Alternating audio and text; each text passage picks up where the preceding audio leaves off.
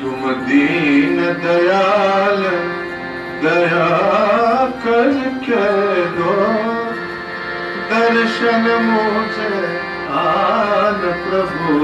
तुम दीन दयाल दया करके दो, दर्शन मुझे आन प्रभु। तुम दीन दयाल।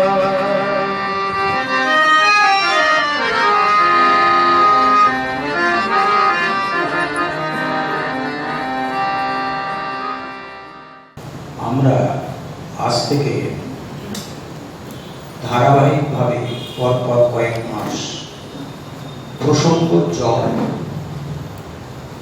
খুব ইন্টারেস্টিং সাবজেক্ট। আমরা কম বেশি প্রত্যেকেই জপ করে থাকি, বিশেষত যারা দীক্ষা নিয়েছি। দীক্ষা না নিয়েও জপ করা যায়। তো আমরা আজ থেকে শুরু করছি জপ প্রসঙ্গে আলোচনা। বেশ কয়েক মাস সময় লাগবে, তা লাগুক আমরা ধীরে ধীরে এই জপের বিষয়ে আলোচনা করব এবং তা বুঝে নেওয়ার চেষ্টা করব। জপ কি? জপ হচ্ছে একটা সিঁড়ি, যে সিঁড়ি আমাদেরকে নিয়ে যাবে ঈশ্বর যেখানে বসবাস করেন সেখানে। প্রশ্ন হচ্ছে, ঈশ্বর কোথায় বসবাস করেন? ঈশ্বরের অ্যাড্রেস কি, ঠিকানা কি? তেমন ভাবে ঈশ্বরের অ্যাড্রেস বা ঠিকানা পাওয়া যায় না বাইরের কোথাও। না মঠ, না মন্দির, না মসজিদ, না গির্জা, পার্টিকুলার কোনো অ্যাড্রেস ঈশ্বরের পাওয়া যাচ্ছে না। কিন্তু শ্রীকৃষ্ণ গীতাতে অর্জুনকে বলছেন, ঈশ্বর কোথায় থাকে জানো? প্রত্যেকটি জীবের হৃদয়ে। শ্রীরামকৃষ্ণ বলছেন, মানুষের হৃদয় হলো ঈশ্বরের বৈঠকখানা। অর্থাৎ আমরা আমাদেরই আছি, কিন্তু ঈশ্বরকে খুঁজে বেড়াচ্ছি বাইরে। বাইরে কোথাও ঈশ্বর নেই। তাহলে এখন প্রশ্ন হবে, তাহলে আমরা কেন মন্দিরে যাই, কেন আমরা মসজিদে যাচ্ছি, কেন আমরা গির্জাতে যাচ্ছি? ঈশ্বরের খোঁজেই তো যাচ্ছি। ঠিক কথা। এটাকে হচ্ছে একটা প্রতীক, উপায় বা পদ্ধতি বা পথ। প্রাথমিকভাবে বিভিন্ন মন্দিরে যাওয়া, ঈশ্বরের খুঁজতেই আমরা যাই। কিন্তু চূড়ান্ত অনুভূতি যদি ঈশ্বরকে পেতে হয়, ঈশ্বরের দর্শন লাভ করতে হয়, ঈশ্বরের অনুভূতি লাভ করতে হয়, তাহলে কিন্তু আমাদের হৃদয়ের অতল গহ্বরে ডুব দিতে হবে। একটা সুন্দর গান আছে না, ডুব ডুব ডুব ডুব সাগরে, ডুব দিতে হবে। ঠাকুর বলছেন, হৃদয়ের অতল গহ্বরে যদি ডুব দিতে পারো, সেখানেই সমস্ত মণিমুক্ত ছড়িয়ে আছে, তুলে আনতে হবে। এখন প্রশ্ন হলো, বাইরের পুকুর, লেক, হ্রদ, নদী, এগুলোকে আমরা ঝপাং করে ঝাঁপ দিয়ে ডুব দিতে পারি, অসুবিধা হয় না। কিন্তু মনরূপ যে সমুদ্র বা নদী বা জলাশয়, যাই বলি না কেন, সেখানে আমরা ডুব দিই। এই বাইরের পুকুর, হ্রদ, নালা, খাল, বিল যেভাবে ডুব দিয়ে আমরা অভ্যস্ত, হৃদয় মাঝারে ঠিক সেইভাবে আমরা ডুব দিতে পারি না। এই হৃদয়ের মধ্যে ডুব দিতে গেলে একটা প্র্যাকটিসের প্রয়োজন, এবং সেটা একদিনে হয় না, সময় লাগে। সেইটাই আমাদের ভারতবর্ষে প্রাচীন ঋষিমুনিরা আবিষ্কার করলেন। সেই পথটি কি? জপ। মা শারদা বলছেন জপাত সিদ্ধি, জপাত সিদ্ধি, জপাত সিদ্ধি। জপ করতে করতে সিদ্ধি লাভ হয়। সিদ্ধি লাভ মানে ঈশ্বরের অনুভূতি হয়, ঈশ্বরের দর্শন হয়, জপ করতে করতেই হয়। তা জপ হচ্ছে একটা সিঁড়ি, যে সিঁড়ি পেয়ে আমরা ঈশ্বর যেখানে বসে আছেন সেই ঈশ্বরের কাছে পৌঁছতে পারি। জপ সাধারণ অর্থে কোনো বিষয় নয়। আজ আমরা জপের একেবারে প্রাইমারি স্টেজ আলোচনা করব। পরের মাস থেকে আমরা ধীরে ধীরে জপের গভীরে ঢোকার চেষ্টা করব। আজকে কেবলমাত্র একটা জপের প্রাথমিক ধারণা আমরা সবাই তৈরি করে নেব। কারণ জপ একটা ভাস্ট সাবজেক্ট, বিশাল ব্যাপার। এখন প্রশ্ন হবে, আমরা তো বহু জপ করছি, জপের ফল কি? সেই ফল কি আমরা পাচ্ছি? অধিকাংশ ক্ষেত্রেই উত্তর হবে যে না, জপের আমরা তেমন কোনো ফল পাচ্ছি না। জপের দুরকম ফল হয়, একটা বাহ্যিক ফল আর একটা আভ্যন্তরীণ ফল। যে মানুষটি জপসিদ্ধ হবে তার একটা শরীরের বাহ্যিক পরিবর্তন আসবে। আর পাঁচটা মানুষ থেকে খুব সহজেই তাকে আলাদা করা যাবে যে এই মানুষটি জপসিদ্ধ হয়েছে। আর তার অন্তরের দিক থেকেও, তার আচরণগত ব্যবহারগত দিক থেকেও তার মধ্যে একটি পরিবর্তন আসে, যেটি সাধারণ মানুষের মধ্যে খুব সহজে আসে না। তাহলে আমাদের আজকের প্রথম প্রশ্ন, জপ কি? উত্তর পেলাম, জপ হচ্ছে এমন একটা পথ যে পথ আমাদেরকে ঈশ্বরের কাছে নিয়ে যায়। পরবর্তী প্রশ্ন হচ্ছে, জপের সঙ্গে দেহের সম্পর্ক কি? জপ কি করছে? এর উত্তরে মুনি ঋষিরা বলছেন, দেহ হলো জপের আশ্রয়। দেহ ছাড়া জপ সম্ভব নয়, এবং সেটি একটি জীবন্ত দেহ হতে হবে। কোনো মৃতদেহ জপ করতে পারে না।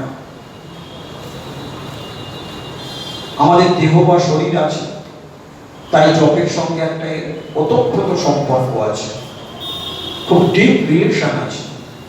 সেইটি আমাদের আগে বুঝে নিতে হবে যে জপের সঙ্গে দেহের সম্পর্ক কি। দেহ যদি যন্ত্রণাদায়ক হয় বা ইন্দ্রাদি দ্বারা তাড়িত হয়, রিপু দ্বারা তাড়িত হয়, শাস্ত্রে বলা হচ্ছে সেই দেহ বা সেই শরীর জপের অনুকূল নয়। রোগ ব্যাধি দ্বারা পীড়িত কোনো দেহ বা শরীর জপের প্রতিকূলতা সৃষ্টি করে। সেজন্য যারা জপ করবেন তাদের সুস্বাস্থ্যের অধিকারী, অন্তত না হলেও সুস্থ তাদেরকে হতেই হবে। রোগ যন্ত্রণা আছে এমন শরীর নিয়ে জপ খুব একটা ফলপ্রসূ হয় না।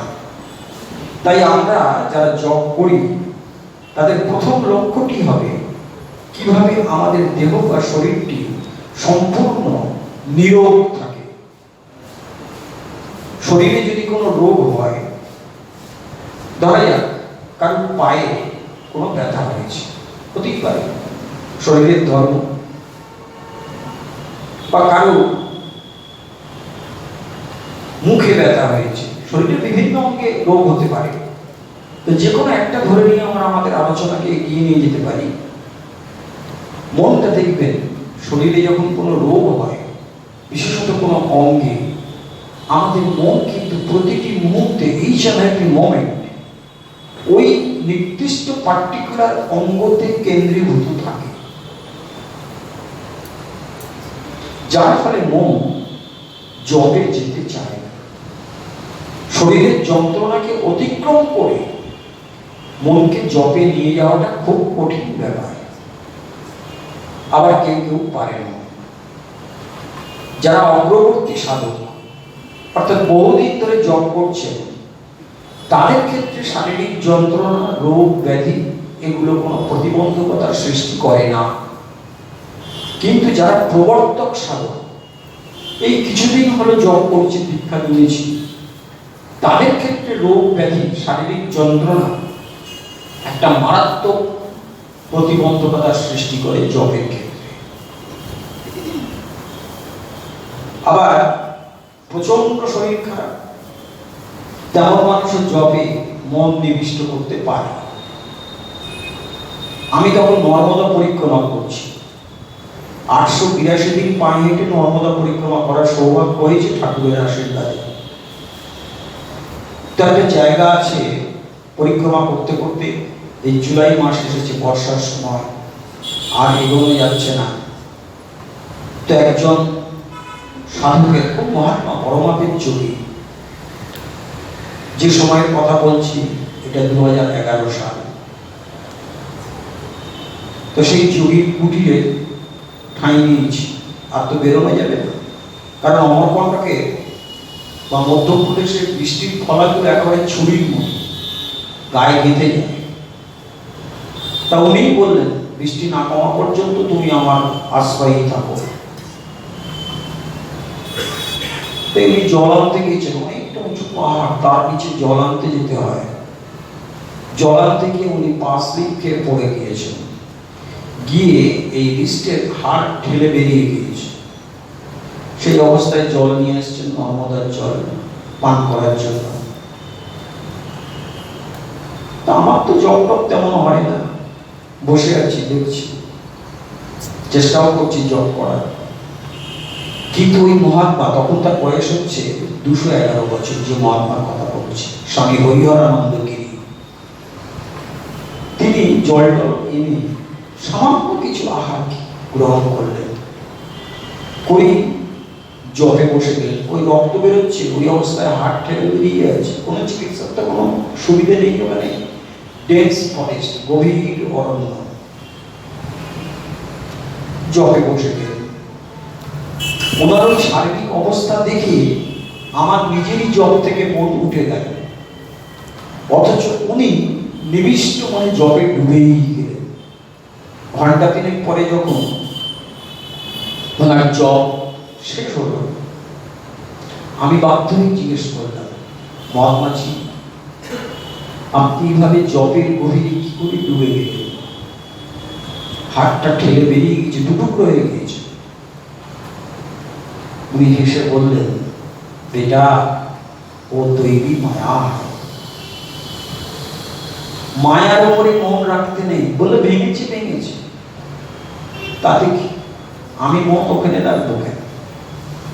ওই কষ্ট থেকে জপের যে আনন্দ, তার শতগুণ বেশি। আমরা যদি সাধারণ মানুষ ওইভাবে কবজির হাড় ভেঙে বাইরে বেরিয়ে এসছে মাংস ভেদ করে, আমরা কি জপ করতে পারতাম? পারতাম। এদেরকে বলা হয় অগ্রবর্তী সাধক।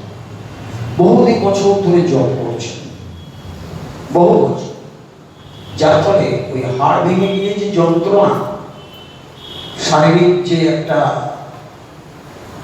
কষ্ট, সেটি ওই সাধুকে স্পর্শ করছে না, মানসিকভাবে বিব্রত করছে না। যন্ত্রণাটা তার কাছে যন্ত্রণাই নয়। কি অসাধারণ কথা সেদিন আমি শুনেছিলাম। উনি বললেন যে জপের আনন্দ এই হাত ভেঙে যাওয়ার যন্ত্রণার থেকে শতগুণ বেশি। কিন্তু আমরা যারা নতুন জপ করছি, তাদের ক্ষেত্রে হাড় ভেঙে যাওয়া তো দূরের কথা, সামান্যতম একটা কিছু অঙ্গে হলে তার যন্ত্রণায় আমরা কাতর হয়ে যাই এবং জপ থেকে আমাদের মন উঠে যায়। সেই কারণে মুনি ঋষিরা বলছেন, তুমি কি জপ করে ঈশ্বরের কাছে পৌঁছতে চাও, তাহলে তোমার প্রথম প্রয়োজন বা আবশ্যক কর্তব্য হবে তোমার শরীরটাকে বা দেহটাকে সুস্থ রাখা। তাহলে আমরা কি শুনলাম আজকে জপের আলোচনা করতে গিয়ে? প্রথমটি হচ্ছে শরীর বা দেহটিকে সম্পূর্ণ সুস্থ রাখা। এখন প্রশ্ন হবে, আমাদের তো বয়স হয়েছে, অন্তত আমরা এখানে আজকে যারা উপস্থিত আছি, আমাদের বয়স প্রায় সবাইরই গড়পড়তা 50 বছরের ওপর কমপক্ষে। 50 বছরের পরে শরীরে নানান ধরনের রোগ বাসা বাঁধে। তার আমরা কি জব করবো না হাল ছেড়ে দেব? শাস্ত্র সে কথা বলছে না। শাস্ত্র বলছে রোগ ব্যাধি হলে জব করবে, কারণ জবে রোগারোগ্য হয়, রোগ সেরে যায়। আমি এমনও একজনকে জানি যিনি ক্যান্সারের রোগী, ডাক্তার বলেছে 3 মাস বাঁচবে। তাকে কোনো একজন সন্ন্যাসী বলেছেন তুমি জব করো, টেনে তোমার ক্যান্সার ভালো হয়ে যাবে। এবং হলো তার কাছ 13 বছর হলো তিনি বেঁচে আছেন জবের দ্বারা। তাহলে জবের দ্বারা রোগ সারে, এটা শাস্ত্র অনুমোদিত, মুনি ঋষিরা বলছেন।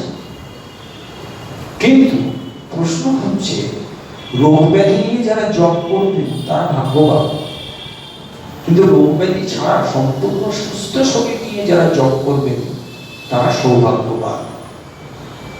এই জন্যই মুনি ঋষিরা বলছেন জবটা খুব ছোট বয়স থেকে শুরু করো।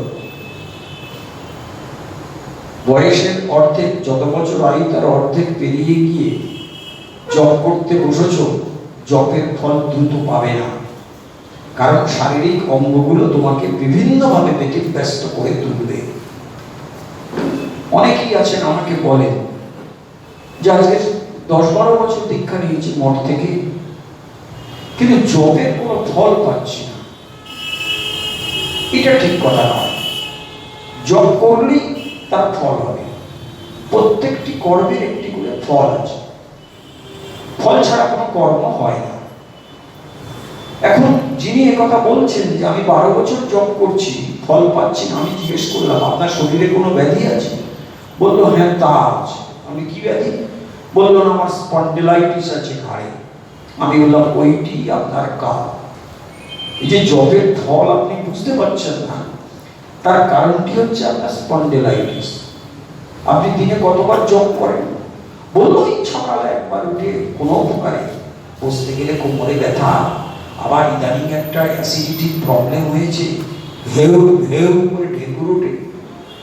জব করতে গেলে নানান সমস্যা, বেশিক্ষণ বসে মালা নিয়ে জব করতে পারি না, কোমরে ব্যথা, কোমরে লাগে। আমি বললাম এইটাই তো মূল কারণ। আপনার মন জবে বসছে না। আপনি মন্ত্র জপ করে যাচ্ছেন, কথাটা ঠিক, গুরু প্রদত্ত মন্ত্র, কিন্তু মন তো একীভূত হচ্ছে না। মন্ত্রের সঙ্গে মনের সংযোগ সাধন না করুন জপ সাধন ঠিক ঠিক হয় না। আপনি যত তাড়াতাড়ি পারেন এই রোগ ব্যাধি থেকে শরীরটাকে আগে সুস্থ করার চেষ্টা করুন, কারণ শরীর সুস্থ না হলে জবে মন বসবে না। তাছাড়া আপনি জব শুরু করছেন আপনার 62 বছর বয়স। 62 বছর বয়সে আপনি দীক্ষা নিয়েছেন, নিয়ে এখন আপনার 80-82 বছর বয়স। এই বয়সে আপনার মনের উপরে নানান ধরনের ময়লা জমে আছে। এই মনটার যাত্রা শুরু হয়েছে আপনার জন্মের 6 মাস পর থেকে। কত ডাইরেকশনে এই মনটাকে আপনি ছুটিয়েছেন।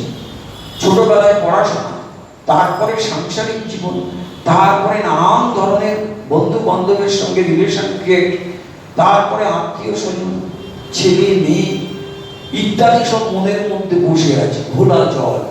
শ্রীরামকৃষ্ণ বলছেন বালতির নিচে 1 বালতি জলে 1টি টাকা ফেলে জলটাকে যদি ঘুরিয়ে দাও, উপর থেকে আর টাকার বা কয়েনটাকে দেখা যাবে না। যখন জলটা স্থির হবে তখনই ওই কয়েনটাকে দেখা যাবে। মনের ধর্ম ঠিক তাই।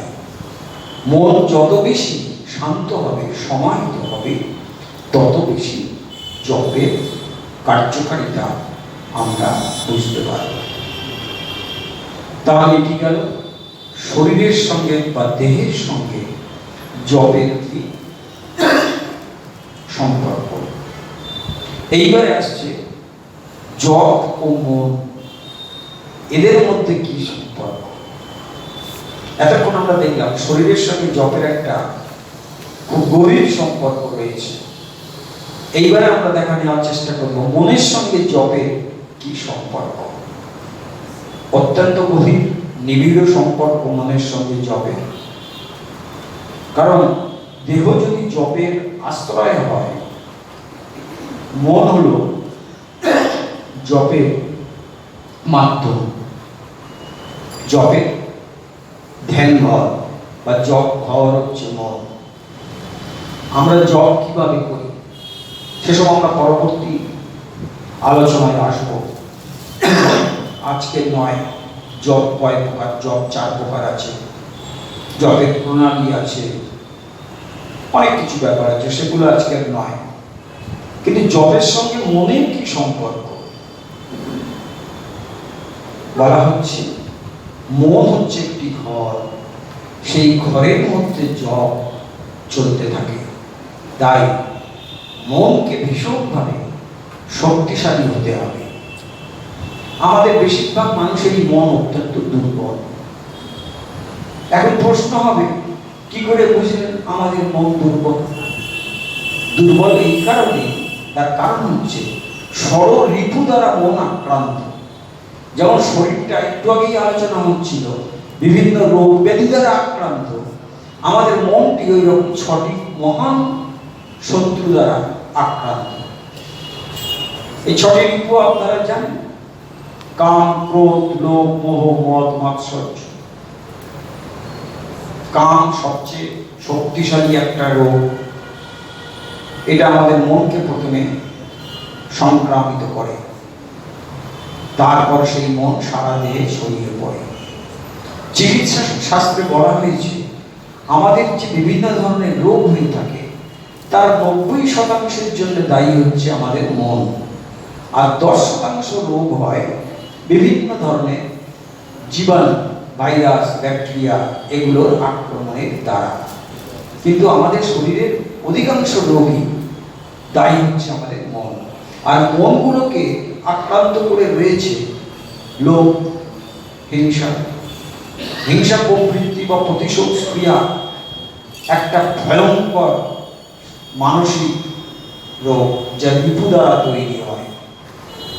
কারোর মধ্যে যদি একটা হিংসা প্রবণতা থাকে, যদি কারোর মনে হিংসা বাসা পেতে থাকে,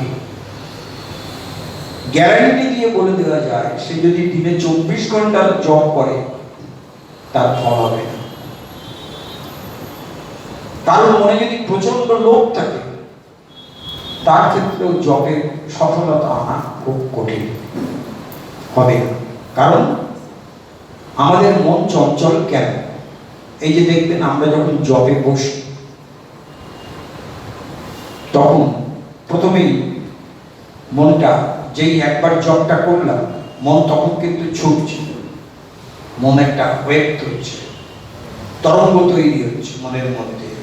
তারপর জপে বসেছি, মন্ত্র উচ্চারণ করছি, কিন্তু মনটা টুক করে চলে গেল পাশের ঘরে, কি রান্না হচ্ছে, বাজারে যেতে হবে, অফিসে যেতে হবে, অফিসের চিন্তা, ছেলেদের ক্ষেত্রে একরকম চিন্তা, মেয়েদের ক্ষেত্রে আরেক রকম চিন্তা। এই মন কিন্তু ঘুরে ঘুরে ঘুরে ঘুরে বেড়াচ্ছে। মন কিন্তু জপে বসছে না, তার ঘরে সে থাকছে না, সে ঘরের বাইরে চলে যাচ্ছে। যাই না, মন কিছুতেই জপে বসছে না, নিবিষ্ট হচ্ছে না। হয়তো এই যদি মনকে প্রথমে এই ষড়রিপুর যে আক্রমণ, সেই আক্রমণ থেকে বাঁচাতে হবে। কিভাবে? প্রতিদিন একটা ডায়েরি লিখতে হবে, ডায়েরি নিতে হবে। সকালবেলায় ঘুম থেকে উঠে 1 নম্বরে লিখতে হবে, আমি আজকে কোনোভাবেই রাগ করব না। কেউ যদি আমাকে রাগের মতো কোনো কথা বলে, আমি তাকে প্রতিহত করব। কিভাবে করব? মা সারদা বলছেন, উপেক্ষা করো। দেখবেন কোনো একটা ব্যক্তি কাউকে গালি দিল বা অপমানসূচক কোনো কথা বললো, হয়তো কি বললো, কোনো কারণ নেই, সেই মানুষটি যেই ওই কথাগুলিকে রিসিভ করলো, সঙ্গে সঙ্গে তার মধ্যে একটা প্রতিশোধ ক্রিয়া, ও আমাকেই বললো, আচ্ছা দেখে নেব, মনের মধ্যেই হচ্ছে এসব, কখনো তার বহিঃপ্রকাশ হচ্ছে, ঝগড়া বেঁধে গেল, যে বললো সে বলেই কেটে পড়লো, সারাদিনে সে নানান কাজকর্ম করলো, কিন্তু যে রিসিভ করলো সে সারাদিন ওই দুশ্চিন্তাটাকে বয়ে বেড়াচ্ছে আর ফাঁক খুঁজছে কিভাবে ওকে টাইট দেওয়া যায়, প্রতিশোধ কিভাবে নেওয়া যায়। মনের মধ্যে এই নেগেটিভ ওয়েবটা সবসময় তৈরি হচ্ছে, তারা নিস্তার নেই। একবার যদি কারোর মধ্যে রাগ, হিংসা, ক্রোধ সব জেগে ওঠে, যতক্ষণ পর্যন্ত না সেই তার সিদ্ধান্ত অনুযায়ী কর্মটি সম্পাদিত হচ্ছে, ততক্ষণ পর্যন্ত তার মন পাগলের মতো ছটফট করবে। করে কি? আমরা যদি কারোর উপরে কেউ আমাদেরকে অপমান করে, যে অপমান করলো ওই মুহূর্তে সে করলো, কিন্তু পরে সে ভুলে গেল। কিন্তু যতক্ষণ পর্যন্ত না ওই অপমান বোধের সমূহ একটা প্রত্যুত্তর কেউ দিতে পারি আমরা, ততক্ষণ পর্যন্ত আমাদের মন কিন্তু অস্থির থাকে, নানান ধরনের চিন্তা আসে। এর ফলেই কিন্তু একটা মানুষ আর একটা মানুষকে মার্ডার করে, খুন করে। খুন করার প্রবৃত্তি সাইকিয়াট্রিস্টরা এইভাবেই আবিষ্কার করেছে। একটা সুস্থ মানুষ কখনো আর একটা মানুষকে খুন করতে পারে না। প্রতিশোধ স্পৃহা, লোভ অথবা রাগ, এই তিনটি কারণ একটা মার্ডারের পেছনে থাকবেই, থাকতেই হবে। কেউ টাকার লোভে খুন করে, লোভ; কেউ রেগে গিয়ে খুন করে, রাগ; কেউ হিংসা করে খুন করে, হিংসা। তা মনকে এই 6টা রিপুর যে আক্রমণ, সেই আক্রমণ থেকে বাঁচাতে গিয়ে সকালবেলা উঠে প্রতিদিন একটা ডায়েরি সিস্টেম করতে হবে। প্রথমে লিখতে হবে, আজ রাগ করবো না। তারপর 2, আজ কোনো রকম লোভ করবো না। কারোর প্রতি তো নয়, নিজের প্রতিও লোভ করবো না। নিজের প্রতি লোভ আমরা কিভাবে করি? খেতে বসেছি, কারোর কাছে মাছের সাইজটা বড় হয়েছে, আমার পাতে ছোট, সঙ্গে সঙ্গে মনে একটা বিরূপ প্রতিক্রিয়া উঠলো, আমার বেলায় ছোট, ওর বেলায় বড়। সাংঘাতিক এফেক্ট হবে। এই কথাটি মনকে ভাবতে বলা মানেই মন দূষিত হয়ে গেল।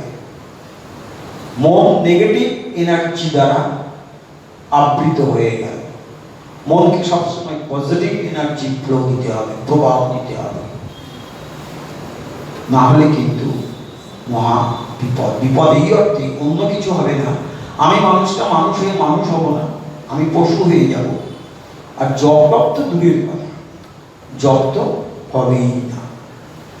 তাহলে এই 6টা পয়েন্ট লিখতে হবে ডায়েরিতে।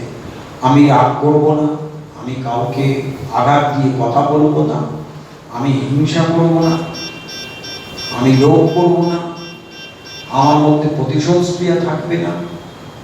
আরেকটি মুনি ঋষিরা সংযোজন করছেন, এটি খুব মারাত্মক একটি বিষয়। সেটি হচ্ছে কি, 7 নম্বর পয়েন্টে লিখতে হবে, আমি আজ সকাল থেকে রাতে ঘুমোতে যাওয়ার আগে পর্যন্ত একটিও মিথ্যা কথা বলবো না। ওদিকে 6টা ঋতু, তার সঙ্গে আরেকটি শপথ বাক্য। দেখবেন পার্লামেন্টে যারা জিতে যায়, তারা সব শপথ নেয় ঈশ্বরের নামে। শপথ নেয় তো, তেমনি আমাদের ওই রকম ঈশ্বরের নামে ডায়েরির প্রথমেই ঈশ্বরের নাম লিখতে হবে, যার যা ইষ্ট আছে, লিখে শপথ নিতে হবে। এই 7টা শপথ নিচ্ছি, আজ আমরা সকাল থেকে রাত পর্যন্ত একটিও মিথ্যা বলবো না। মিথ্যা বললে কি হবে? মিথ্যার সঙ্গে আমাদের বডিটা 3টি মূল, ফিজিক্সের ভাষায় 3টি মূল কণিকা দ্বারা তৈরি, ইলেকট্রন, প্রোটন আর নিউট্রন। একটা মিথ্যা বললে 100টা ইলেকট্রন ক্রিয়েট করে এই বডি, একটা মিথ্যা কথা বলে। আমরা যে সবসময় বাঁচার জন্য মিথ্যা বলি তা নয়, অহেতুক মিথ্যা অনেক বলি, কিন্তু আমরা নিজেদের অজান্তেই নিজেদের মধ্যে নেগেটিভ এনার্জি ক্রিয়েট করে চলেছি। একটা মিথ্যা বলা মানে 100টা ইলেকট্রন বেড়ে যাওয়া, সঙ্গে সঙ্গে প্রোটনটা কমে যাবে, অর্থাৎ পজিটিভিটি কমে যাবে। তাহলে দিনে যদি 10টা মিথ্যে বলি, 1000টা, তাহলে কি বিপুল পরিমাণ নেগেটিভ চার্জ আমাদের মধ্যে তৈরি হচ্ছে। আর নেগেটিভ চার্জগুলো পক্ষান্তরে হিংসা বাড়াতে সাহায্য করে, লোভ বাড়াতে সাহায্য করে, ইত্যাদি ইত্যাদি বিষয় সব ঘটায় এই মিথ্যা। তাহলে মিথ্যা সম্পর্কে আমাদের খুব সচেতন থাকতে হবে যে আমরা মিথ্যা কথা বলব না। শ্রীরামকৃষ্ণ এই কারণেই বলেছিলেন। 12 বছর একটি মানুষ, শ্রীরামকৃষ্ণ বলছেন না সত্যই কলির তপস্যা। আবার শাস্ত্রে আছে কোন মানুষ যদি 12 বছরে একটা একটিও মিথ্যা বলতে না পারে সে সত্যবাক হয়ে যায়, সে মুখ দিয়ে যা বলবে তাই হবে। 12 বছর কেউ যদি সত্যের অভ্যাস করে, সত্য কথা বলার অভ্যাস করে, তাহলে তার মধ্যে এই পরিবর্তন আসে। সে সত্যবাক হয়ে যায়, সে ঋষি হয়ে যায়, সে দেবতা হয়ে যায়। সত্যের এত ক্ষমতা। আমরা শ্রীরামকৃষ্ণকে তার যে 50 বছরের জীবন একটিও মিথ্যা উচ্চারণ করতে দেখিনি, কিন্তু আমরা হামেশাই মিথ্যা বলি। বাড়িতে আছি, ফোন এসেছে, কিন্তু হঠাৎই বলে দিলাম আমি বাড়িতে নিয়ে, তো আচ্ছা দেখছি। বাসায় আসছি, আছে শ্যামবাজার, ফোন ধরে বলছে আছি হাওড়া। এসব হয়, দেখছি চোখ, শুনছি কান দিয়ে। এগুলো হয়তো মিথ্যা, এগুলো না বললেও চলতো, কিন্তু এই মিথ্যাগুলোই আমাদেরকে পরবর্তীকালে আমাদের নেগেটিভ এনার্জিটাকে বাড়িয়ে দিয়ে আমাদের মধ্যে নানা ধরনের মেন্টাল অ্যাংজাইটি তৈরি করছে, মানসিক দুশ্চিন্তা তৈরি করছে। আর মানসিক দুশ্চিন্তা থাকলে জপের ফল পাওয়া যাবে। তাই জপের সঙ্গে মনে একটা বিরাট সম্পর্ক রয়েছে। মনকে করতে হবে পবিত্র, নিষ্কলুষ, শান্ত, সমাহিত, স্থির। মন চঞ্চল হয়ে যায় ওই একটাই কারণে। অনেকেই আমাকে বলে যে মন বসছে না জবে, মন পালিয়ে পালিয়ে পালিয়ে পালিয়ে যাচ্ছে। সরাসরি তো বলতে পারি না আপনার মধ্যে এই নেগেটিভ কোয়ালিটিস জেগেছে, তখন একটু ঘুরিয়ে বলতে হয় এই স্বরলিপুর কথা, যেটা আমরা আজকে আলোচনা করলাম।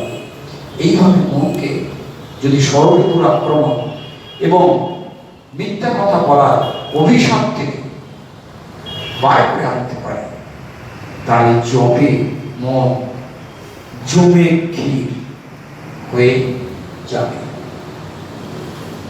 এইবারে পরের প্রশ্ন হচ্ছে জপের সঙ্গে বিশ্বাসের কি সম্পর্ক? অসাধারণ সম্পর্ক। বিশ্বাসটা খুব দরকার। বিশ্বাসটা না থাকলে জপে ফল পাওয়া যাবে না। কোথায় বিশ্বাস? জপ কেন করছি? জপ আমাকে করতে বলেছে। কে আমাকে জপ করতে বলেছেন?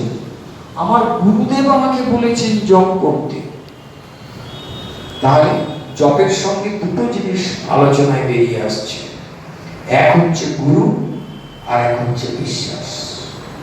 গুরু আমাকে আদেশ দিয়েছেন যে তুমি জপ করো, জপেই তোমার সিদ্ধি, জপেই তোমার ঈশ্বর অনুভূতি হবে। তাই প্রথম আলোচনা গুরু ও জপের সম্পর্ক কি?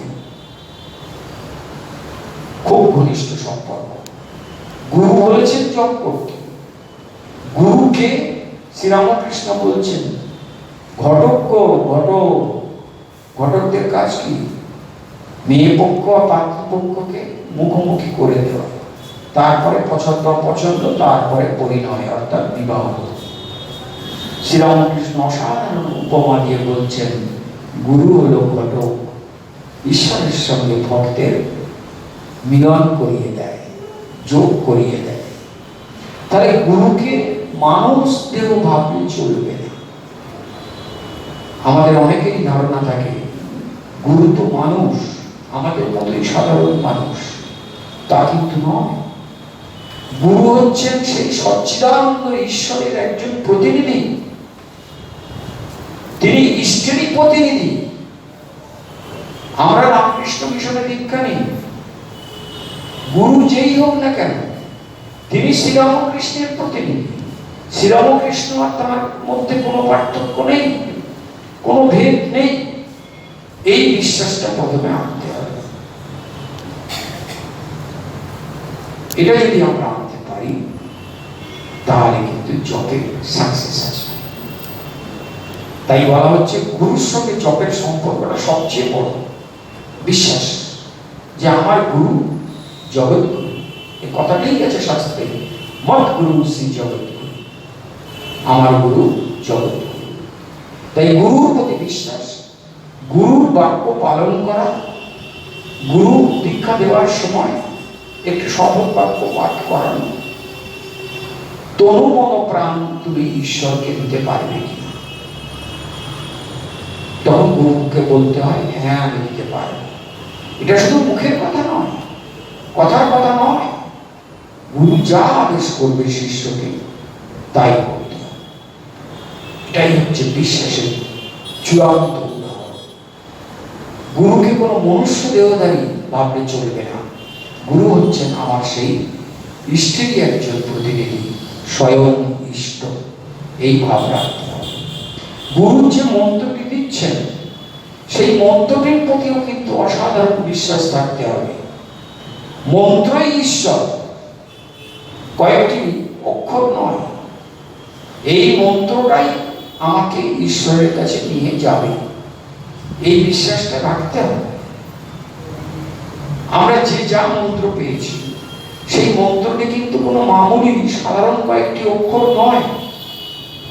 গুরু যখন কোনো শিষ্যকে দীক্ষা দেন তখন এই মন্ত্রের মধ্য দিয়ে গুরু সেই শিষ্যের মধ্যে ঢুকে যান এবং শিষ্যের শক্তি ক্রমশ গুরুই বাড়িয়ে তোলে।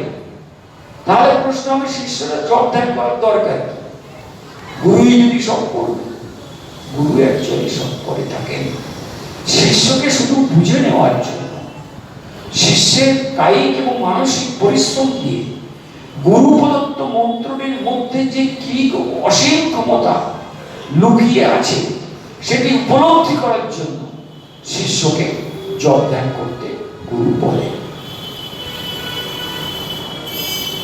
এমনও গুরু তো আছে যিনি স্পর্শ মাত্রই শিষ্যের মধ্যে ঐশ্বরিক অনুভূতি এনে দিতে পারেন।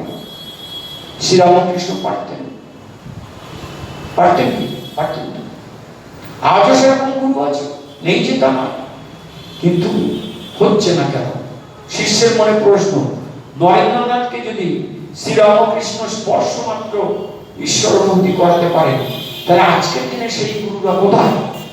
আজকের দিনেও সেই গুরুরা আছে, কিন্তু তার আগে একবার এই প্রশ্নটা কি করেছো? আমি কি নরেন্দ্রনাথ দত্তের মতো আমার মধ্যে সংস্কার আছে? আমার মধ্যে কি নরেন্দ্রনাথ দত্তের মতো উচ্চ আধার আছে? আমার মধ্যে কি নরেন্দ্রনাথ দত্তের মতো বিশ্বাস আছে যিনি নিঃসংকোচে রামকৃষ্ণের ক্যান্সার অবস্থায় যে থুতু গয়ে রক্ত বেরোলো তিনি পান করে নিলেন? নরেন্দ্রনাথ দত্ত কত বড় গভীর বিশ্বাস থাকলে গুরুর গলার ক্যান্সার জাত রক্ত থুতু গয়ে কফ পরমানন্দ ভেবে খেয়ে নেওয়া যায়। এটা নরেন্দ্রনাথ দত্ত খেয়েছিলেন। আমাদের মধ্যে কি সেই বিশ্বাস আছে? যদি না থাকে তাহলে আমাদের জপ করা বৃথা। ওই মালা ঘোরানোই স্বাভাবিক, সময় চলে যাবে, তারপর শেষ চাতালে চিৎ পটাক বলো হরি হরি বল, জীবনটাই গন্ডগোলে কেটে গেল।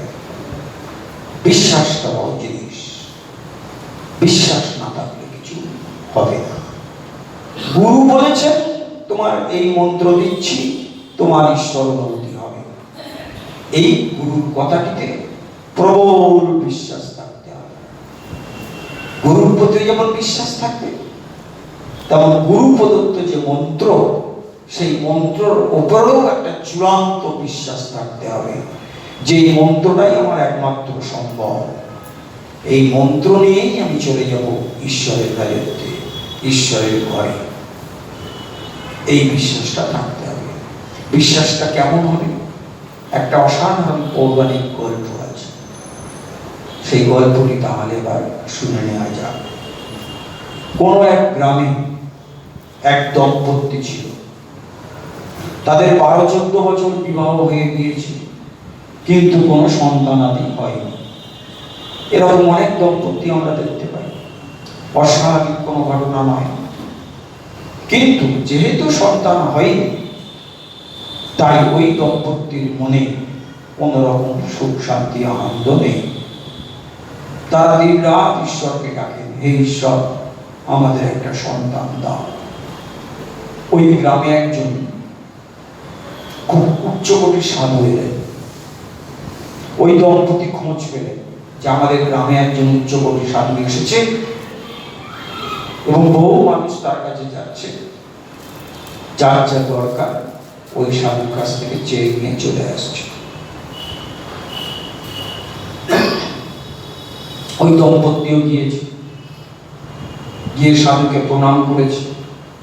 প্রণাম করে বলছেন, বাবাজি, আপনি তো সবই জানেন, আমাদের কোনো সন্তান নেই, না পুত্র সন্তান না কন্যা সন্তান। তা আপনার কাছে এসেছি, আপনার শ্রীচরণে আশ্রয় নিচ্ছি, আপনি আশীর্বাদ করুন যাতে আমাদের একটা সন্তান হয়। মেয়ে হোক বা ছেলে হোক, কোনো ক্ষতি নেই, যে কোনো একটা সন্তান আমাদের চাই। উচ্চকোটি সাধু তিনি ওই দম্পতিকে দেখে বুঝতে পারলেন এদের ভাগ্যে কোনো সন্তান যোগ নেই। তাই সঙ্গে সঙ্গে বললেন, না, আমার ওই আশীর্বাদ করার ক্ষমতা নেই, কারণ তোমাদের ভাগ্যে কোনো সন্তান যোগ নেই। যা তোমাদের ভাগ্যে নেই, যা বিধাতা পুরুষ তোমাদের ভাগ্যে লেখেননি, আমি সাধু হলেও, আমি যোগী হলেও সেই নিয়মের লঙ্ঘন ঘটাতে পারি না।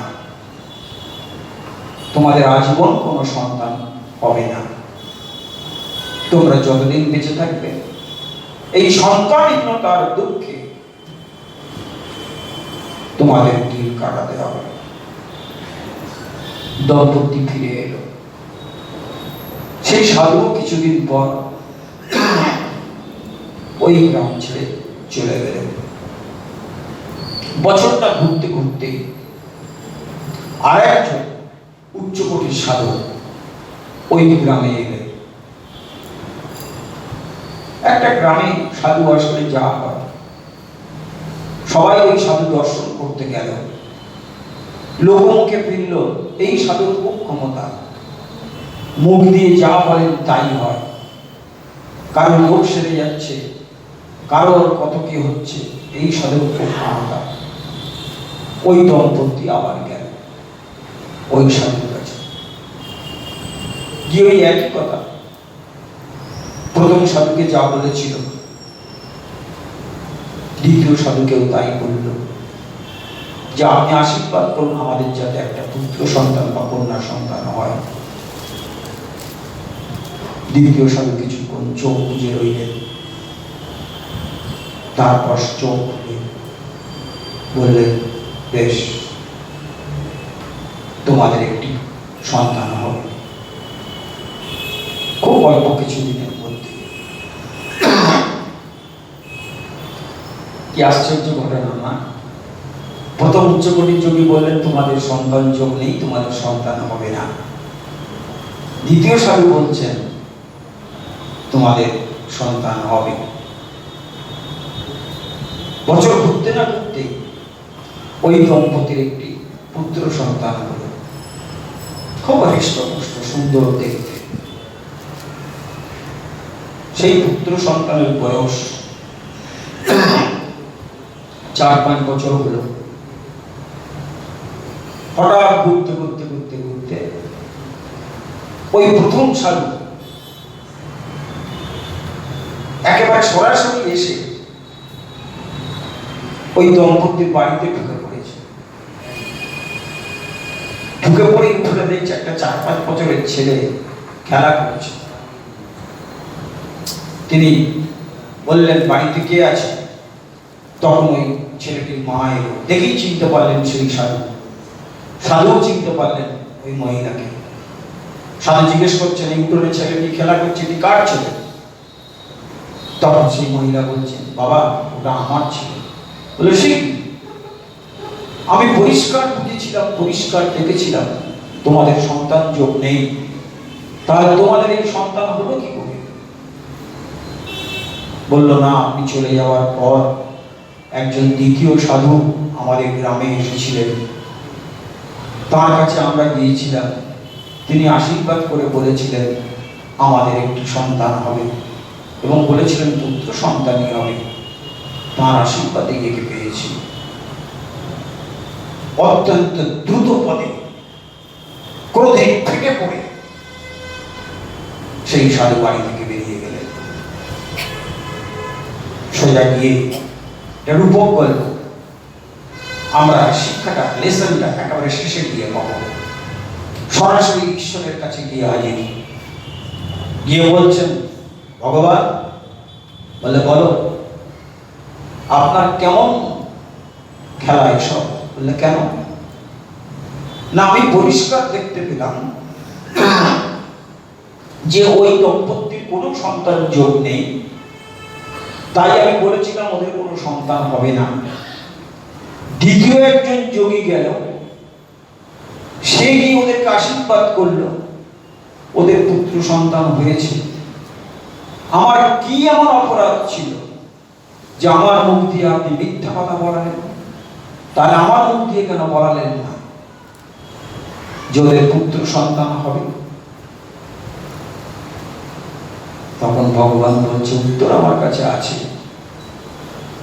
কেন তোমার মুখ দিয়ে মিথ্যা বলালাম, আর দ্বিতীয় সাধু কেন সত্য বলে তাদের পুত্র সন্তান হল, সব আমি জানি, উত্তর আমার কাছে আছে। কিন্তু তার আগে তোমাকে একটি কাজ করতে হবে। বললে বলুন কি কাজ? জানো, বহুদিন ধরে ভাবছি একটু মানুষের মাংস খাবো, তুমি একটু মানুষের মাংস জোগাড় করে আনো। বললো বেশ। বলে সাধু বেরিয়ে গেল, একে গিয়ে বলে, তাকে গিয়ে বলে, ওগো শুনছ, ভগবানের একটু ইচ্ছে হয়েছে, তোমার থেকে একটু মাংস দাও না। কেউ রাজি হল, কেউ রাজি হয়, আমরা হলে কেউ দাও। আবার সাধু ফিরে এসছে ভগবানের কাছে, কালিয়া। ভগবান বলছে, কি গো মাংস এনেছো? বললে দুধ মাংস। সারা পৃথিবী ঘুরে ঘুরে প্রত্যেকের কাছে আপনার জন্য মাংস চাইতে গেলাম, কেউ আমাকে মাংস দেয়। বললে ভগবানের মাংস পাওয়ার ইচ্ছে হচ্ছে, ভগবান নিজে জোগাড় করে দিল, আমার দেহ থেকে মাংস দিতে যাবো, খেপেছ না? ভগবানের কাছে কেউ বিশ্বাসও করলো না, মাংসও দিল না। বলে তুমি একজনের কাছে যাওনি। বললো কে? নয় যে দ্বিতীয় সাধু, যার কথাতে ওদের পুত্র সন্তান হয়েছে। তুমি ওর কাছে যাওনি, তুমি ওর কাছে গিয়েছো কি? বললো না। সে কোথায় থাকে? আমি তোমাকে বলে দিচ্ছি সে কোথায় আছে, তুমি আবার তার কাছে যাওনি, দেখো।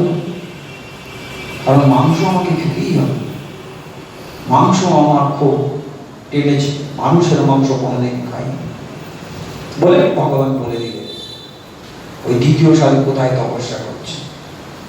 প্রথম সাধু খুঁজে খুঁজে খুঁজে খুঁজে সে গভীর জঙ্গলে গিয়ে দেখে সেখানে ওই দ্বিতীয় সন্ন্যাসী তপস্যারত।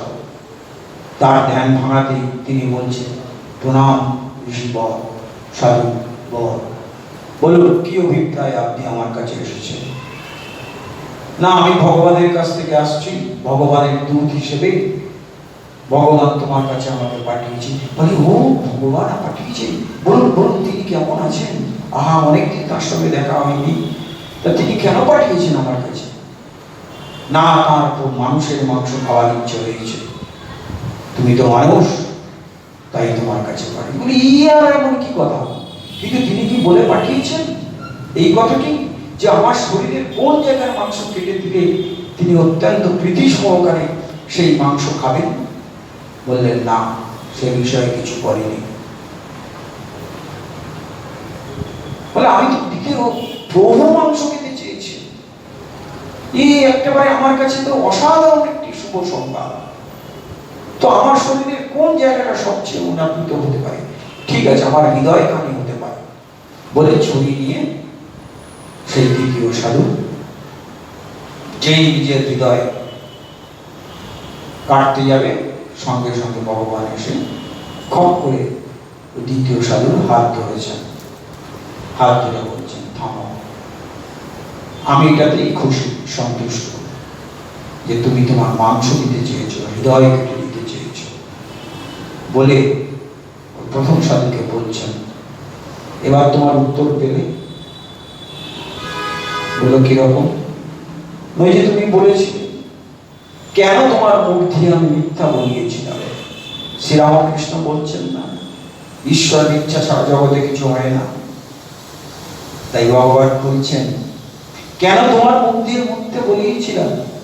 সত্যি ওই দম্পতির সন্তান যোগ ছিল না, তোমার গণনা ঠিক, তুমি ঠিক বলেছিলে, তোমার গণনায় ভুল ছিল না। কিন্তু তুমি কি আমার কাছে একবার প্রার্থনা করেছিলে যে প্রভু এদের সন্তান যোগ নেই, তুমি এদের তবু সন্তান দাও? তুমি নিজের অহংকার প্রতিষ্ঠা করেছিলে। তুমি কত বড় যোগী, মানুষের কপাল থেকে বলে দিতে পারো কার সন্তান যোগ আছে আর কার সন্তান যোগ নেই। কিন্তু এই দ্বিতীয় সাধু, এর মনে কোনো অহংকার নেই, আছে চূড়ান্ত বিশ্বাস।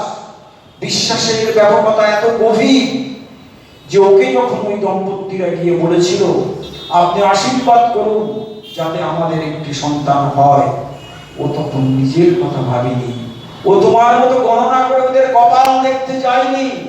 ও শুধু জোড়হাত করে, কাতর মিনতি করে, প্রার্থনা করে আমাকে বলেছিল, হে ঈশ্বর, এই দম্পতির বড় কষ্ট, তুমি এদের একটি সন্তান দাও। দুই, বিশ্বাস।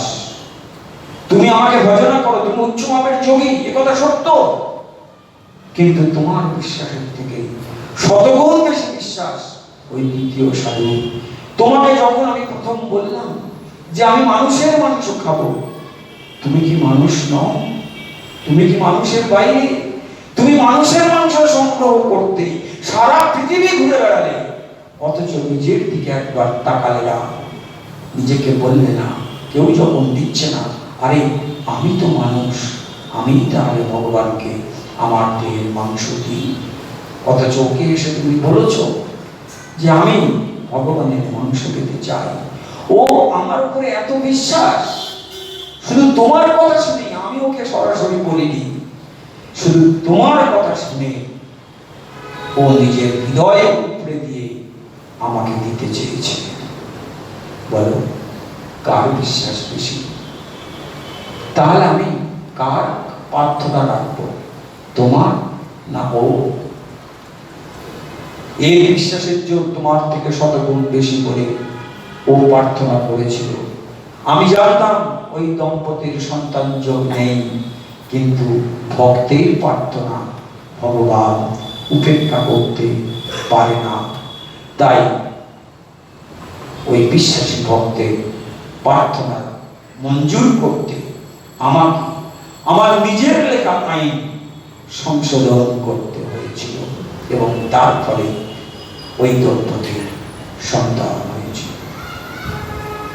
জপের সঙ্গে বিশ্বাসের ঠিক এরকমই একটি সম্পর্ক আছে। যে গুরু আমাকে যে মন্ত্র দিয়েছেন, এই মন্ত্রের থেকে জগতে আর শক্তিশালী কিছু নেই। এই মন্ত্র জপ করতে করতেই আমি চলে যেতে পারবো ঈশ্বরের বৈঠকখানায়। কারণ আমার গুরু কোনো সাধারণ মানুষ নয়, আমার গুরু স্বয়ং সচ্চিদানন্দের প্রেরিত দূত, ঈশ্বরের দূত। এই বিশ্বাস যদি থাকে তাহলে জপে ফল আসবে। জপের ফল কেমন হয়, আরেকটি ছোট্ট গল্প দিয়ে আজকের কথা শেষ হবে। নারদজি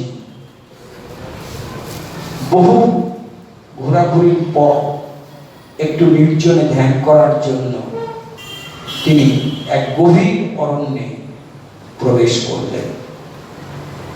যে নির্জনে, কে ঠাকুর বলেছেন না, মনে মনে করে ধ্যান করবে। তো ধ্যান করার জন্য বনে ঢুকে পড়লেন নারদজি। কিছু দূর যাওয়ার পরেই দেখলেন একটা হরিণ শাবক তীরবিদ্ধ হয়ে যন্ত্রণায় ছটফট করছে। আরেকটু দূর এগিয়ে গেলেন, গিয়ে দেখলেন আরেকটি বাঘ ব্যাঘ্র শাবক, মানে বাঘের ছোট্ট বাচ্চা, সেও তীরবিদ্ধ হয়ে যন্ত্রণায় ছটফট করছে। আর কিছুটা এগিয়ে গিয়ে দেখলেন একটা বড় পাখি তীরবিদ্ধ হয়ে যন্ত্রণায় ছটফট করছে। বুঝতে পারলেন নারদ কি ঘটেছে। আর একটু এগিয়ে গেলেন, গিয়ে দেখলেন একজন ব্যাগ তীর্ধনুক নিয়ে একটি গাছের তলায় বিশ্রাম করছে। নারদ গিয়ে বললেন, তুমি জানো তুমি কি মহাপাপ করছো? তুমি হরিণটাকে মেরেছো, তুমি বাঘের এই শিশু বাচ্চাটিকে মেরেছো, এই অসহায় পাখিটাকে মেরেছো।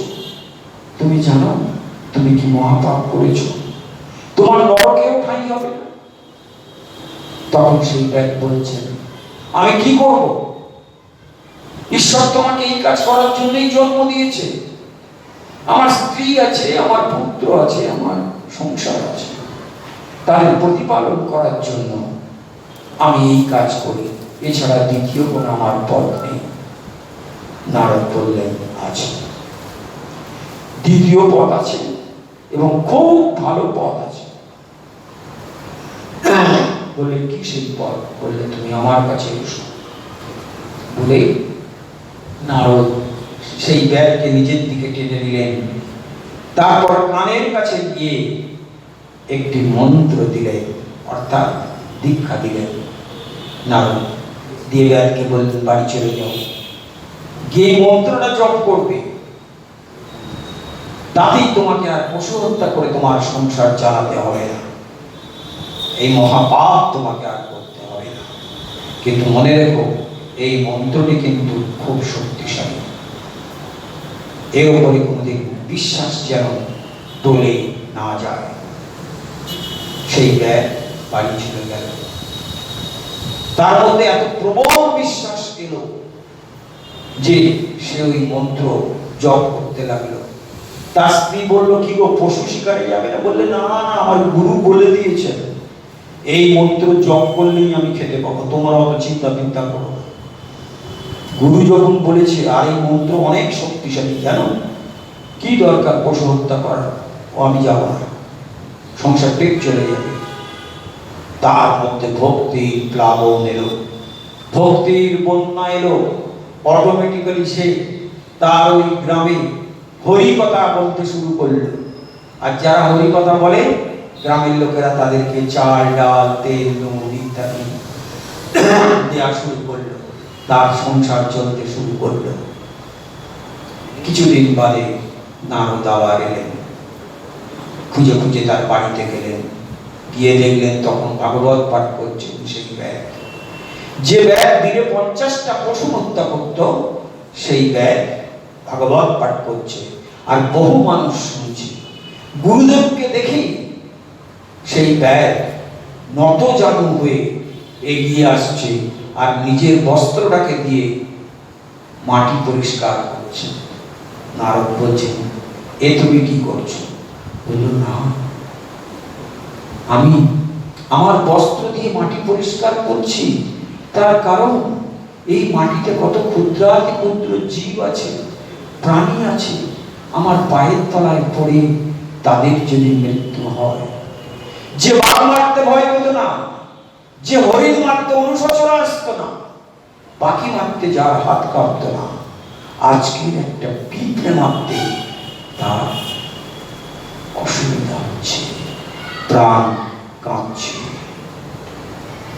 মন্ত্রের নামে জপে এতই জোর মানুষকে দেবতা করে। ছিল পশু শিকারী ব্যাগ, হয়ে গেল দেবতা। জপের এমনই মহিমা। আপনারা সবাই খুব ভালো থাকবেন, আনন্দে থাকবেন। আবার পরের মাসে আর যেখান থেকে শেষ হলো ঠিক এর পরে থেকে আলোচনা শুরু হবে। এই যে মালা, মালাতে কেন 108টি থাকে, 109টা কেন নয়, 110টা কেন নয়?